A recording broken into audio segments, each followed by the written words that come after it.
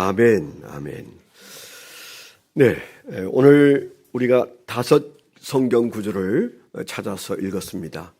얼마나 길려고 저렇게 많이 찾아서 읽나, 그런 걱정 안 하셔도 될 것 같습니다. 저도 짧게 하는데 조금씩 재미를 들리고 있습니다. 그래서 여러분을 즐겁게 한다면 짧게 하는 것도 어렵지 않다, 이제 그런 마음으로 하고 있으니까 여러분 걱정하지 마시고 오늘 5 구절 속에서 말하려고 하는 바가 무엇인지만 금방 깨달으면 됩니다. 라마단 아시죠? 지금은 라마단 기간입니다. 3월 11일부터 시작해서 4월 며칠까지 한 달간 라마단 기간이 진행되고 있습니다. 저는 그 성지 순례를 몇 번 가면서 이상하게 라마단 기간이 걸리더라고요. 그런데 그 큰 버스를 운전하는 기사나 혹은 또 안내하는 사람들이 그 라마단 기간에 무슬림들이니까 어떻게 하는지 아주 눈여겨 많이 봤습니다. 그런데 제가 그 보면서 좀 의문이 들었어요. 믿음이 전혀 없어 보이는, 그러니까 무슬림으로서 그 믿음이 있어 보이지 않는 사람, 자기도 믿음이 없다고 말하는 사람, 이런 사람들인데도 해가 뜨면 시작해서 해가 질 때까지 하루 종일 굶는 것을 제가 여러 번 목도했어요. 그러니까 진짜 굶어요. 어떤 사람들은 물도 마시지 않아요. 그래서 해가 뜨면서부터 시작해서 해가 질 때까지 그분들이 그렇게 한다면 믿음이 좋은 사람이잖아요. 그런데 믿음이 좋아 보이지 않는 사람들이 그걸 다 지키는 모습을 보면서 동시에 제가 궁금해진 게 뭘까요?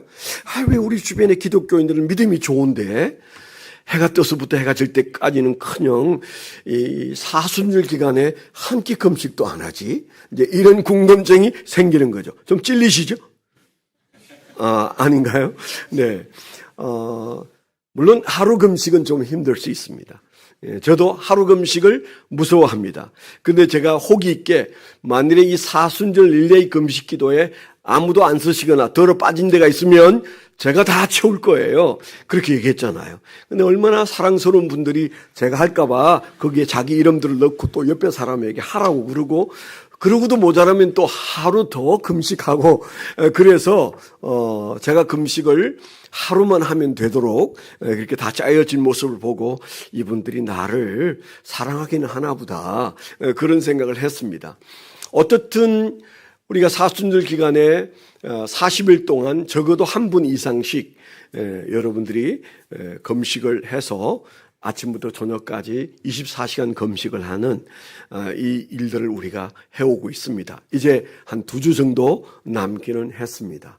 아까 말씀을 드린 대로 라마단 기간과 사순절 기간은 그 뜻하는 바가 전혀 다릅니다. 라마단 기간은 무슬림들이 코란을 받았다고 생각하면서 그 마호메트가 코란을 받은 것을 기념해서 한 달간 그들이 금식해요. 해가 뜨면서부터 해가 질 때까지. 그리고 저녁에는 한껏 먹기는 하더라고요. 그러니까 실컷 먹고는 해가 떠서 해가 질 때까지는 안 먹는데, 여러분 그거 대단한 일입니다. 우리 보고 그렇게 하라면 그거 쉽지 않아요. 그런데 우리는 사순절 기간을 나름대로 지키고 있습니다. 그 사순절은 예수님이 십자가에 못 박히시는 날을 기점으로 그전 40일 동안 우리는 좀 특별한 마음으로 이 기간을 보내야 된다, 그런 마음으로 사순절 기간을 보내고 있지 않습니까? 저희 교회는 2가지 운동을 지금 펼치고 있습니다. 하나는 릴레이 금식 기도를 여러분들이 하고 계십니다. 혹 내가 정신없이 살다 보니까 이 사순절 기간에 다들 하루 이상씩 금식을 한다는데 나는 동참하지 못했구나, 그런 생각이 드시면 여러분들이 2주간 남았는데 그 안에 하루 금식이 어려운 분들이 계세요. 건강에 안 좋은 분들은 하루 금식 위험하기도 합니다. 그래서 여러분들이 날짜를 정하고 시간을 정해서, 예를 든다면 나는 아침 금식을 하겠다, 혹은 나는 점심 금식을 하겠다, 이렇게 해서 여러분 경건하기 위한 금식이니까 굶는 것은 그렇게 중요하지 않지만 하나님 앞에서 특별한 마음을 가지려고 작정하고 하시면 굉장히 여러분들에게도 기쁨이고 하나님께도 영광이 되리라 믿습니다. 오늘 우리가 함께 생각해 보려고 하는 말씀이 사순절 기간에 따른 사순절 영성입니다.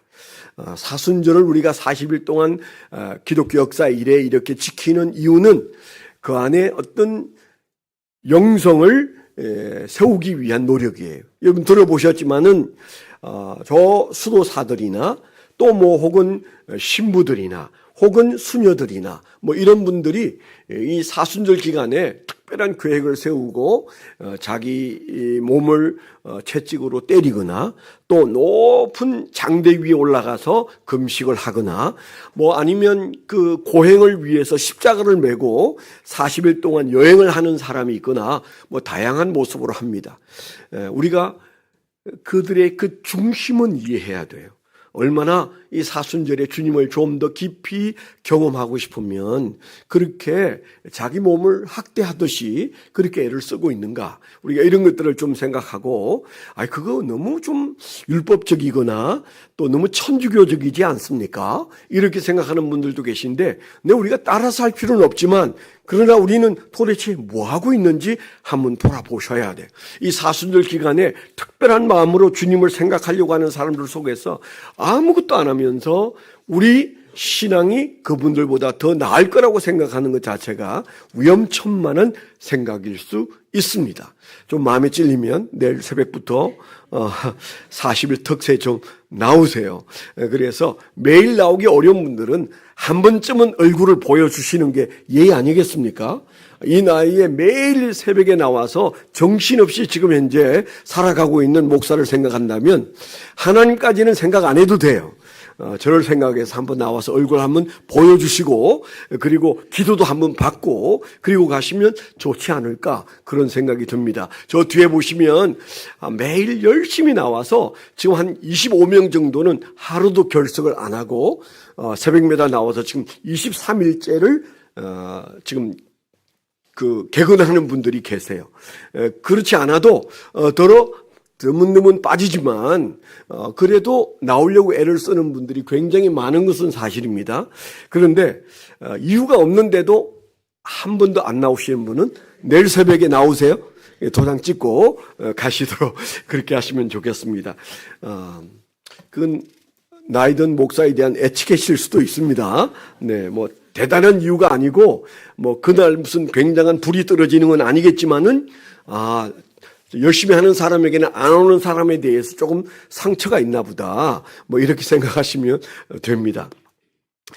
오늘 우리가 이 사순절 기간, 이 40일 동안을 교회가 생각하는 이 사순절 기간에 이제 우리가 2주간 남아있는 이 사순절 기간을 어떻게 보내면 좋겠는가. 다음 주에는 우리 김성진 목사님이 설교하실 차례가 돼서 제가 오늘 좀 우리가 이 사순절과 관련된 또 주님의 고난과 관련된 말씀을 좀 생각하려고 하는데 먼저는 누가복음 9장 23절에 근거해서 말씀을 좀 생각해 보려고 합니다. 예수님께서 제 아들에게 뭐라고 말씀하셨어요? 너희가 정말 나를 따라오려면 3가지를 기억해야 된다. 자기를 부인해야 된다. 그리고 저마다의 십자가가 있는데 예수 따르려면 십자가를 지게 돼 있는데 그 십자가를 잘 지도록 하고 그리고 너무 때로 살면 안 되고 나를 쫓아서 오라, 나를 따라서 오라 그런 말씀을 하신 것을 우리가 너무 잘 기억하죠. 이 말씀에 근거해서는 사순절에는 적어도 3가지 영성을 붙들고 기도해야 되고 또 묵상해야 되고 살아야 된다 그런 말씀을 좀 강조하고 싶은 거예요. 그래서 우리가 남아있는 2주간 동안 이 사순절을 좀 더 경건하게 살리면 3가지를 좀 말씀을 드리고 싶다. 근데 그런 말씀인데 하나는 자기 부인, 2번째는 십자가, 3번째는 예수를 따라감 그런 것인데 아까 우리가 읽었던 말씀들이 똑같은 장면을 얘기하고 있는 말씀들이 4군데에서 찾아봤어요. 마태복음, 마가복음, 누가복음 그리고 저기 히브리서 5장 히브리서 안 읽었나? 안 읽었어요. 읽어야지. 네. 읽읍시다. 네. 정신이 없네요. 어제 뭐 하루 종일 차를 타고 다녀서 그런가. 히브리서 5장 7절. 네. 화면이 잘 나왔네요. 같이 한번 화면 보고 시작. 그는 육체에 계실 때에 자기를 죽음에서 능히 구원하실 이에게 심한 통곡과 눈물로 간구와 소원을 올렸고 그의 경건하심으로 말미암아 들으심을 얻었느니라. 아멘, 아멘. 그러니까 누가복음 9장 23절에서 사순절의 영성을 세 가지로 말씀을 드리려고 한다, 이 말씀을 드렸고, 동시에 마태복음부터 시작해가지고 히브리서에 이르기까지 네 군데에서 본 말씀은 겟세마네 동산에서 있었던 예수님의 기도하는 장면을 각각 다르게 표현한 내용들입니다. 그때 예수님의 심정, 또 그때 기도하는 예수님의 모습, 그때 예수님이 기도할 때 졸았던 제자들의 모습, 이런 것들이 나오는 동일한 상황에 대한 네 개의 말씀에서 나오는 내용들을 제가 여러분들과 함께 읽자고 했어요. 그래서 이 세 가지 중요한 이 영성, 사순절 영성을 이 5가지 복음 안에서 좀 생각을 해보려는데, 첫 번째는 자기 부인의 길입니다. 우리가 어떤 길을 걸어야 하는가, 사순절 동안 뚜벅뚜벅 우리가 걸어야 하는 영적인 길에서 먼저 기억할 게 자기 부인의 길입니다. 여러분, 우리가 예수를 믿는다는 것은요, 자기 부인에서부터 시작하는 거예요. 예수님께서 분명히 말씀하셨어요. 사람들이 나를 누구라고 하더냐? 누가복음 9장 23절 그 전에 보면 그렇게 말씀하셨죠. 그리고 하신 말씀이, 그럼 너희는 나를 누구라고 하느냐? 이 말씀을 하신 장면이에요. 그리고 주님께서 하신 말씀이, 그래, 너희가 나를 그리스도라고 여긴다면 나를 따르기 위해서 세 가지를 기억해야 된다. 첫째는 자기 부인의 길을 너희가 걷기 시작해야 된다, 그 말씀이에요. 여러분, 결혼은 무엇입니까? 여러분, 결혼에 어려움이 많으시죠? 아멘이 없네요. 네. 결혼 생활은 여러분 한 10년 힘들고 그 다음이 좋은 거 아니에요. 계속 힘들고 계속 좋고 늘 그러면서 사는 게 결혼 생활이에요. 항상 어려우면 못 살죠. 그런데 이게 너무 힘들다 싶다가 하나님이 또 풀어주셔서 또 달콤하게 살고 또 힘들고 그러면서 이제 살아가는 게 결혼 생활인데, 결혼 생활이 힘든 가장 큰 이유는 자기 부인이 안 되는 거예요. 결혼 생활도 동행이잖아요. 예수 믿는 것도 예수와의 동행이잖아요. 교회 생활도, 여러분, 교회 생활이 힘든 사람은요, 자기 부인이 안 돼서 그런 거고, 결혼 생활이 힘든 것도 자기 부인이 안 돼서 그렇고, 신앙생활, 예수님과 함께 살아가는 것도 자기 부인이 안 돼서 그런 거예요. 딱 잘라서 예수님이 말씀하셨어요. 나를 따라오려고 해? 그러면 자기를 부인해야 된다, 그렇게 말씀하셨어요. 무슨 뜻일까요? 자기 부인이 무슨 뜻일까요? 그 자기 부인은, 너가 주인 되면 안 돼. 그러면 나를 못 따라. 너가 나를 정말 따르길 원한다면 주인을 바꾸어야 돼. 예수 그리스도를 주인으로 모시고 이제 나와 함께 가야 된다, 그 말씀을 하신 것이 자기 부인이에요. 뭐 어렵게 생각할 거 없어요. 마음에 예수님을 주인으로 모시는 것이 자기 부인인데, 우리가 이 사순절 영성에서 첫 번째 기억할 것은, 주님이 우리에게 자기 부인을 말씀하시는데, 예수님이 겟세마네 동산에서 기도하는 장면에서 우리에게 보여주시는 것이 누가복음 9장 23절 이하에 나오는 그 말씀을 주님께서는 지금 몸으로 보여주고 계시는 거예요. 예수님이 지금 통곡하고 계십니다. 히브리서 5장 7절에 보니까 예수님께서 통곡했다고 돼 있지 않습니까? 예수님이 뭐가 모자라서 통곡까지 하실까요? 다시 한번 제가 읽어드리면 이런 말씀이 있어요. 그는 육체에 계실 때 겟세마네 동산에서 아마 그렇게 하셨을 겁니다. 자기를 죽음에서 능히 구원하실 하나님 앞에서 심한 통곡과 눈물로 간구와 소원을 올렸고 그의 경건하심으로 말미암아 들으심을 얻었느니라. 여러분, 예수님이 겟세마네 동산에서 분명히 통곡하셨어요. 심한 통곡과 눈물 흘리셨어요. 그래서 우리가 보면 땀을 흘리는데 피도 배어 나오는 그런 시간에 주님께서는 눈물을 흘리셨다, 그렇게 다른 복음에도 기록되어 있지 않습니까? 예수님이 그 겟세마네 동산에서 분명히 울부짖었습니다. 눈물을 흘렸습니다. 왜 예수님은 거기에서 잡혀가시기 전에 우셨을까? 오늘 말씀대로 한다면 심한 통곡으로 눈물을 흘리셨을까? 그것은 자기 부인을 하기 위한 기도였어요.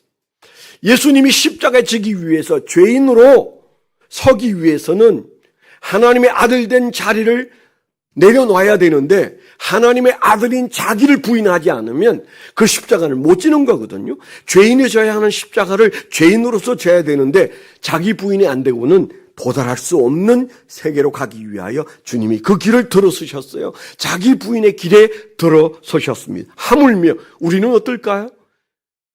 여러분 어떠셨어요? 여러분 신앙에 심한 통곡을 해본 적이 있으십니까? 저는 여러분들에게 분명히 말씀을 드립니다. 우리가 눈물 없이 이 길을 갈 수 없어요. 눈물 없이 자기 부인의 길은 불가능합니다.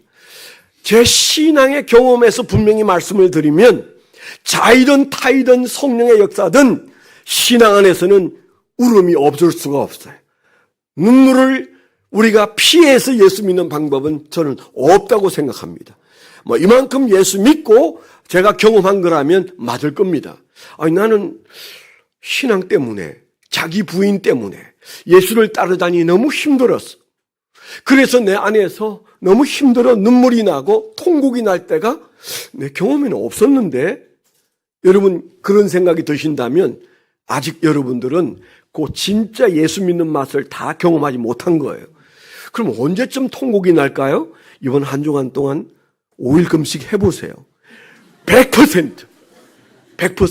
저는 3일 금식 이상을 하고 눈물이 안 난 적이 한 번도 없어요.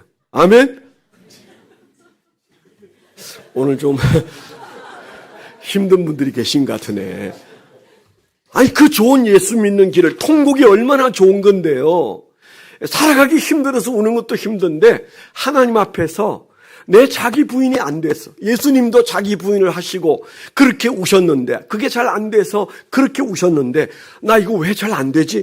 목사님 얘기하는 것처럼 믿음에 들어가려면 울어야 된다네, 눈물이 나야 된다는데 왜 눈물이 안 나지? 여러분 거기에 대한 좀 목마름이 있어야 돼요. 그래서 여러분 다른 거 안 해도 돼요. 그냥 금식하시면 눈물 납니다. 어느 날 이유 없이 눈물이 나게 돼 있어. 아멘? 주체할 수도 없는 눈물이 나게 돼 있어요. 그건 예외가 없더라고요. 아니, 눈물 안 나고도 예수 잘 믿는 길이 없을까요? 제 생각에는 없을 것 같습니다. 그리고 울고 나면 세상에 그렇게 시원할 수가 없어요. 그렇게 좋을 수가 없어요. 그냥 다 이해가 됩니다. 신앙이 이해가 되는 경지에 들어가게 돼 있어요. 이게 뭐예요? 자기 부인입니다. 예수님이 통곡하셨다는 말씀을 여러분 꼭 기억하셔야 돼요.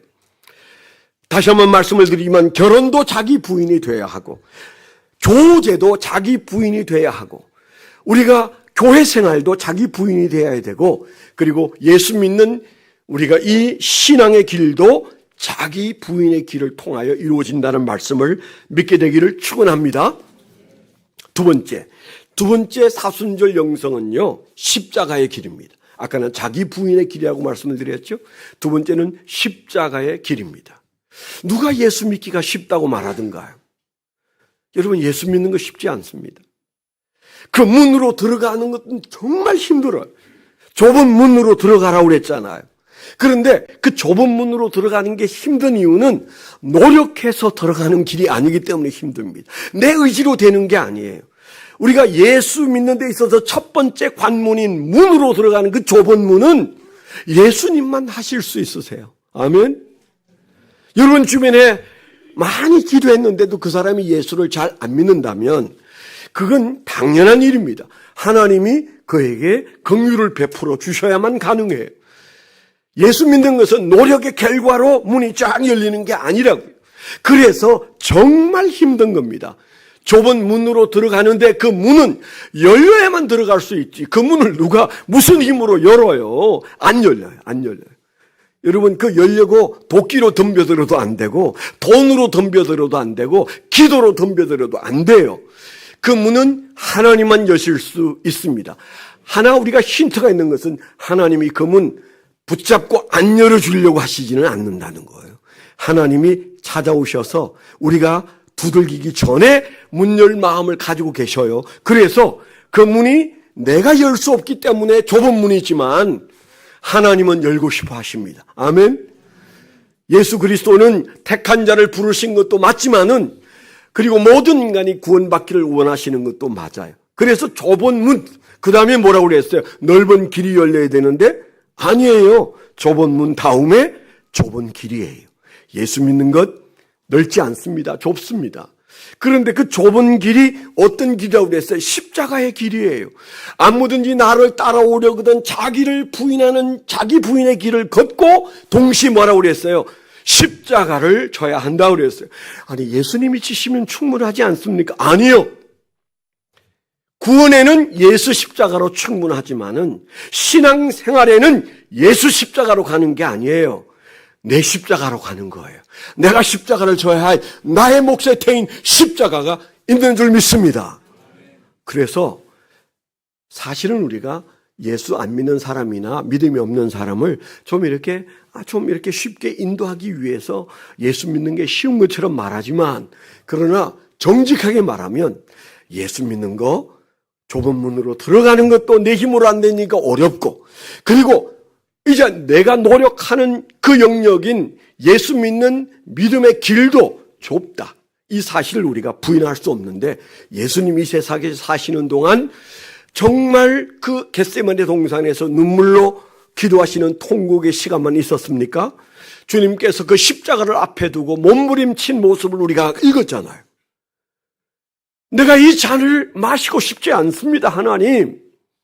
내가 왜 꼭 이 잔을 마셔야 됩니까? 그런데 내 뜻대로 마옵시고 아버지의 뜻대로 되기를 원합니다. 주님이 마음에 정해져 있어요. 내 뜻대로 살고 싶지 않다. 내가 이 세상에 온 것도 아버지의 뜻대로 왔고 내가 내일 져야 할 십자가도 아버지의 뜻대로 질 일이지만 피하고 싶다. 이 잔은 너무 내 마음속에 부담된다. 그런 마음이 계셔서 이 잔을 내가 피할 수만 있다면 하나님 아버지 피하고 싶습니다. 그러나 내 뜻대로 마옵시고 아버지의 뜻대로 되기를 원하나이다. 이 문제가 우리에게는 없을까요? 있습니다. 예수 믿는데 우리에게 수시로 찾아오는 문제가 자기 십자가를 지는 문제예요. 쉽다고 생각하지 마세요. 우리가 한 고비 넘기면 다시 또 기도거리가 생기고 이 잔은 쓰다. 정말 내가 이 잔을 마셔야 하는가?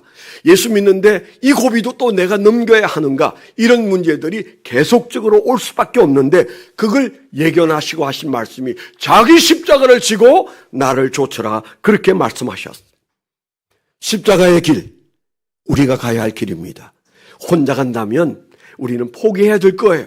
그러나 성령님이 우리가 그 길을 안 가게 하시는 것이 아니라 가지만 도와주세요. 오늘 말씀에도 보니까 우리 누가복음에 뭐라고 했어요? 예수님께서 땀을 흘리는데 피가 배어 나오는 그런 기도를 하고 또 하고 오죽 힘들었으면 내가 지금 마음이 힘들어서 죽게 되었으니 나와 함께 좀 깨어있자.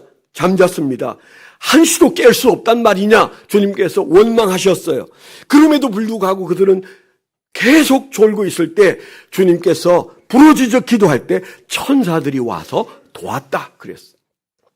예수님이 공생애를 시작하실 때 40일 금식 기도를 할 때도 천사들이 와서 수종 들었는데 겟세마네 동산에서 주님께서 기도하실 때도 천사들이 도울 정도로 주님은 몸부림치면서 기도했어요.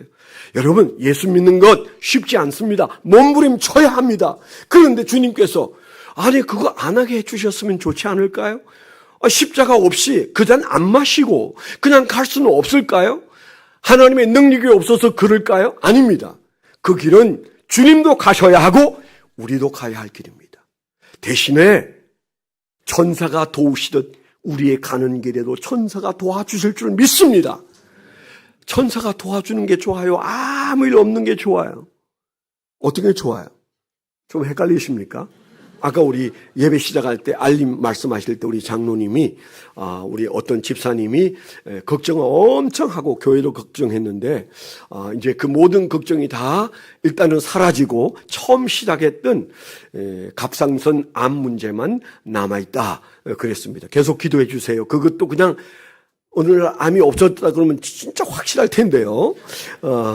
전 그렇게 기도는 하고 있습니다만 여튼 그런데 우리가 기뻐할 일이지만 사실은 기뻐해야 할 때니 그분이 아니에요. 그런 말 들었을 때 바로 감사헌금 내야 할 사람들은 저와 여러분들입니다. 저는 냈어요. 왜 낼까요? 저렇게 마음이 천당과 지옥으로 왔다 갔다 안 하고도 살 수 있는 이 은혜가 얼마나 크냐. 근데 그런 일 안 당하면 감사도 안 해요. 그러면 도대체 하나님이 편안하게 우리를 이끌어가는 게 우리의 인생에 도움이 될까요? 더러 롤러코스터를 경험하게 하시면서 우리가 아찔아찔하고 금식도 하고 눈물도 흘리고 기도도 받으려고 쫓아다니고 그러다가 뭔가 문제가 해결될 때가 더 우리에게 유익할까요?